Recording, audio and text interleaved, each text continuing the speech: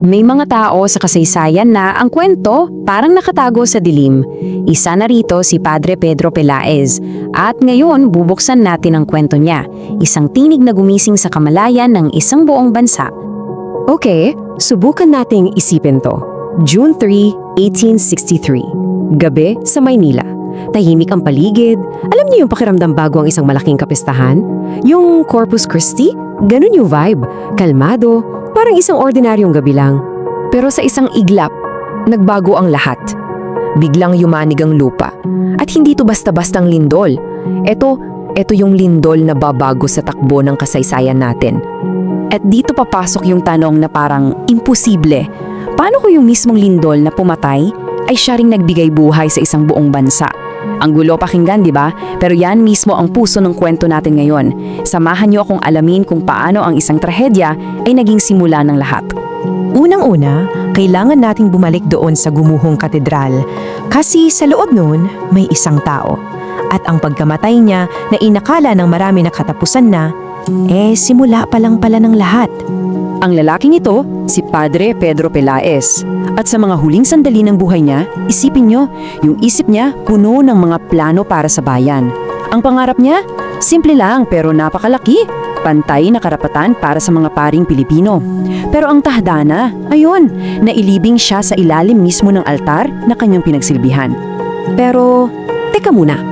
Para maintindihan natin kung gaano kalaki ang nawala nung gabing yun, kailangan nating mag-rewind.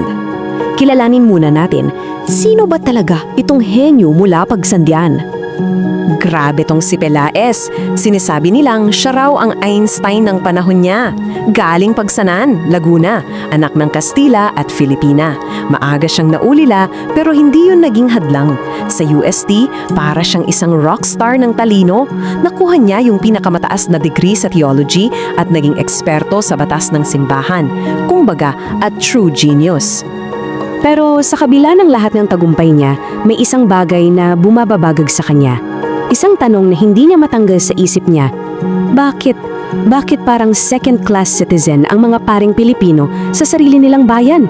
At yung tanong na yan ang magiging misyon ng buong buhay niya.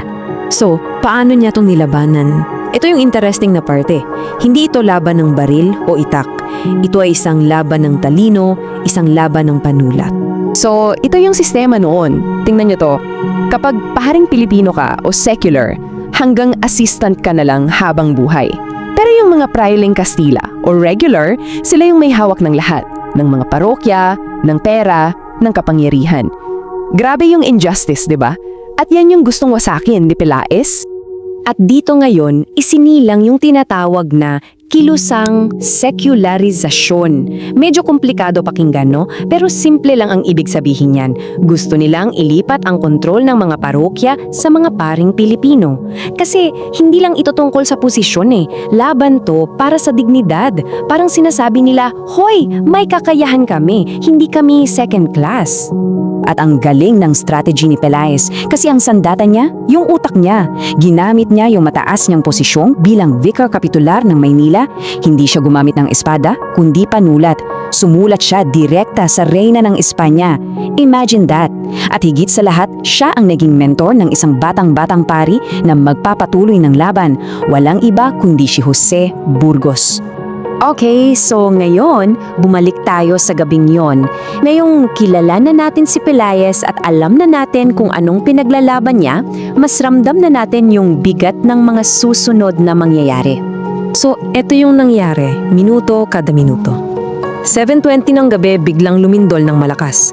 Pagpatak ng 7:21, isang minuto lang, gumuho na yung katedral.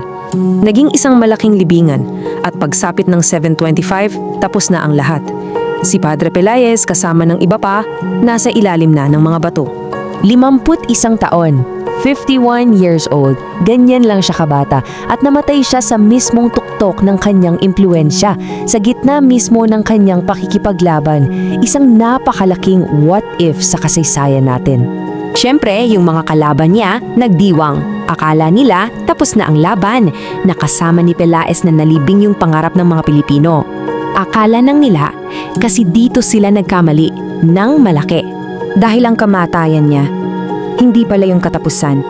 Ito yung naging parang buto. Yung mismong buto na pinagmula ng revolusyon.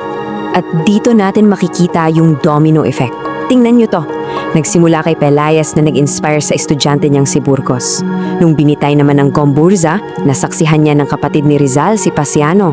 At nung kinuwento ni Pasiano yan kay Jose, doon na nagsimula ang lahat. Doon isinulat ang mga nobelang gigising sa buong bayan. Kita niyo yung connection? Parang isang apoy na pinasa-pasa na nagsimula lahat kay Pelayes. So, ano ba talaga ang pinakamalaking ambag ni Peláez? Higit pa sa sekularisasyon, ito yun. Winasak niya yung inferiority complex natin. Pinatunayan niya na ang talino ng Pilipino kayang-kayang tapatan ang kahit sinong mananakop. Siya yung unang nagsabi sa atin sa pamamagitan ng gawa na hindi tayo alipin. Kaya tandaan natin, ang diwa ay hindi kailanman malilibing ng anumang lindol. Oo, gumuho ang katedral, namatay si Padre Pedro Peláez. Pero yung mga ideya niya, yung tapang niya, yung diwa ng kanyang pinadlalaban, hindi yon kailanman nailibing. Buhay na buhay pa rin. At yan ang kwentong hindi dapat makalimutan.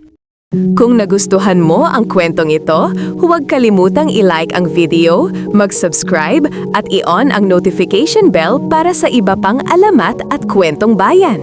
I-share mo rin ito para mas marami pang Pilipino ang makaalala ng kagandahan ng ating mga kwento.